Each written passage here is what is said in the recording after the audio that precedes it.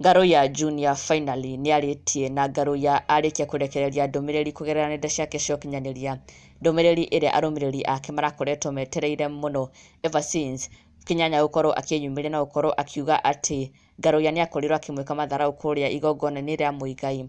Ngaruiya Junior ndakoretwo arĩtie na mafans na arũmĩrĩri ake marakoretwo muno metereire Ngaruiya gukorwo akĩaria and give his side of the story, na rĩu finally ni arĩkĩtie kurekereria ndumiriri na gukorwo akĩaria for the first time ever since all this happened. Na ndumiriri-inĩ ĩrĩa Ngaruiya akorwo akĩrekereria nĩaronekana gukorwo agĩkũngũĩra atĩ Ngai ndangĩtĩkĩra akorwo akĩhoteka. God cannot allow for him to be put to shame. Thengia wa marĩa agereirio, God has seen him through. Ngai ndanetĩkĩra akorwo akĩhoteka kana akorwo akĩigwo thĩ nĩ maũndũ maya marakoretwo ma mũtũnga.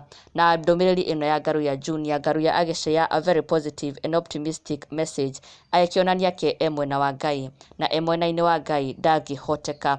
Arĩyo ndũmĩrĩri ya Ngaruiya Junior, God has seen him through. Ngai ndanetĩkĩra akorwo akĩhoteka kana akorwo akĩigwo thĩ nĩ maũndũ maya marakoretwo ma mũtũnga. Na ndũmĩrĩri ya Ngaruiya Junior nĩ ĩno akiuga we na nĩma maguta wĩnamo ndũngĩhoteka. Kaba mwena wa Ngai, Ngaruiya akĩonania kũgegio gwake nĩ gũkorwo e mwena wa Ngai na ũhotani wake nĩ gũkorwo e mwena wa Ngai, kuona atĩ e mwena wa Ngai ndangĩhoteka.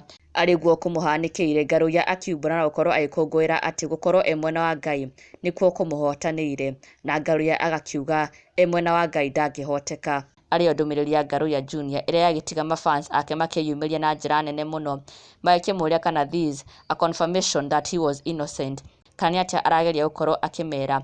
No from what he is sharing, Ngaruiya akĩonania gũkorwo he is very positive na maũndũ nĩ mega mwena wake. Ngaruiya agĩkiuga ke e mwena wa Ngai na e mwena wa Ngai ndangĩhoteka. Arĩ ndũmĩrĩri ya mbere Ngaruiya Junior gũkorwo akĩrekereria following what has been going on, na Ngaruiya agakiuga kaba mwena wa Ngai na agakiuga nĩetĩkia rĩu atĩ mũndũ emũitĩrĩrie maguta ndangĩhoteka. Na ndũgakĩriganĩrwo gũ-subscribe for the latest and trending Kikuyu celebrity news. Never miss an update. Subscribe now.